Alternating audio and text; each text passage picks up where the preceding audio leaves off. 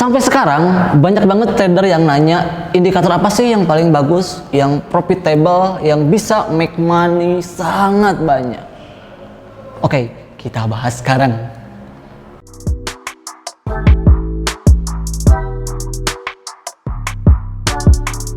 Halo, Daniel Yohansa di sini. Sebelum mulai, subscribe dulu dong. Jadi gini guys, cerita dikit. Indikator itu ada banyak banget ya, bisa sampai puluhan bahkan ratusan yang tersedia di platform trading, entah itu MT4, MT5, TradingView atau yang lainnya. Itu banyak banget. Ada yang jenisnya trend, ada oscillator, ada volume, ada Bill Williams, ada custom indikator, ada yang indikator repen, no repen, banyak banget. Nah, yang membingungkan para trader ini, apa sih? Yang mana sih indikator yang paling bagus yang bisa make money konsisten gitu ya. Nah gini, kalau menurut saya semua indikator yang ada di platform trading itu, entah itu di TradingView atau MT4, itu semuanya bagus. Baik itu kayak contohnya moving average, Bollinger Band, itu sangat-sangat bagus. Nah, yang menjadi kendala para trader ini adalah dia terlalu banyak menggunakan indikator sampai dia bingung yang mana sih yang paling bagus. Kita pakai MA tapi secara Bollinger Band dia gak ngasih buy.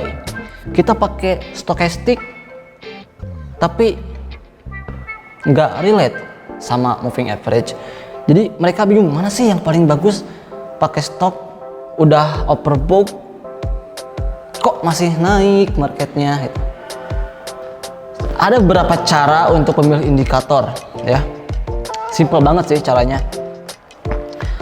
Menurut saya kita cukup gunakan satu indikator atau dua indikator yang mana kita itu bisa membacanya. Jadi misalkan kita pakai moving average, misalkan kita pakai dua moving average, konfirmasi buy-nya itu ketika misalkan indikator moving average itu crossover, atau misalkan kita pakai stochastic, ketika stochasticnya dia udah overbought kita sell.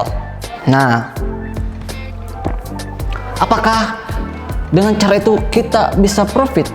Bisa kok, karena banyak banget trader yang bisa profit menggunakan indikator, entah itu gunakan indikator moving average, entah itu gunakan stochastic. Intinya adalah kita terus belajar, kita terus backtest dengan indikator yang kita gunakan. Mau indikator apapun itu semuanya bagus kok, nggak ada yang jelek.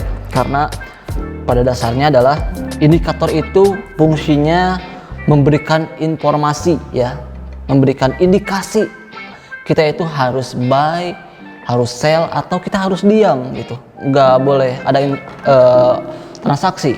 Itu fungsi indikator. Walaupun indikator ini memberikan informasi setelah market terjadi, tapi seenggaknya indikator itu bisa membantu bahwa market ini selanjutnya kemungkinan akan kemana cenderungnya gitu kan. Jadi menurut saya kesimpulannya adalah indikator yang bagus itu adalah indikator yang mana kita bisa menggunakan dan kita bisa membaca indikator tersebut gitu ya. Jadi saya ulang, indikator yang bagus adalah indikator yang mana kita ngerti cara baca indikator tersebut. Itu mau indikator gratis atau berbayar, kalau kita ngerti cara bacanya itu bagus ya. Karena gini, percuma kita beli indikator sampai jutaan, puluhan juta, bahkan sebagus apapun, semahal apapun, kalau kita nggak ngerti cara bacanya, kita nggak ngerti konfirmasinya seperti apa, bad, jelek, nggak ada gunanya semahal apapun ya.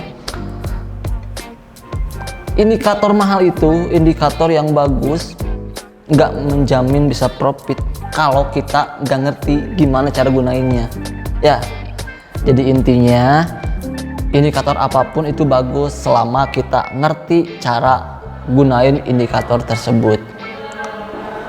Jadi terus belajar, pahami gimana indikator tersebut bekerja, pahami kelebihannya, pahami kekurangannya, maka kita di situ akan bisa make money menggunakan indikator tersebut.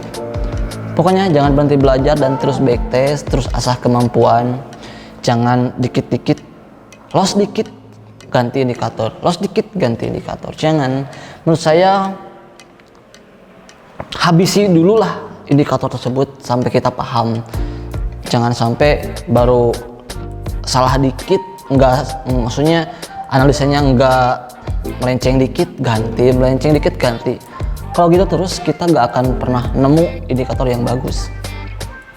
Gitu teman-teman semuanya.